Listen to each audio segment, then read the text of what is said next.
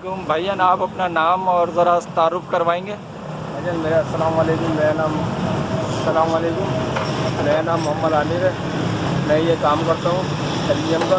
तो ये लकड़ी में बनती थी है, लेकिन लकड़ी में बहुत मजबूती नहीं आती थी। लकड़ी वगैरह में ये सीढ़ियाँ हो गई, तो मैयत की डोली हो गई या खिड़कियाँ हो गई। अब हम एल्युमिनियम में बनाते हैं। एल्युमिनियम में पायदार है और मुझे तकरीबन 6-7 साल हो गए इस फील्ड में। ये काम पायदार है और एल्युमिनियम में ये है कि इसमें मजबूती बहुत है। तो ये एल्युमिनियम की जो खिड़की है आप ये कितने टाइम में बना लेते हैं? ये साइज़ के ऊपर होता है। खिड़की एक दिन में बन जाती है, 2-4 दिन भी लग जाते हैं। साइज़ के हिसाब से होती है खिड़कियाँ, एक है, दो हैं या ज़्यादा है उस हिसाब से। तो आप ये समझते हैं जो यही लकड़ी की सीढ़ी बनती थी उसमें ज़्यादा टाइम लगता है या इसमें लगता है?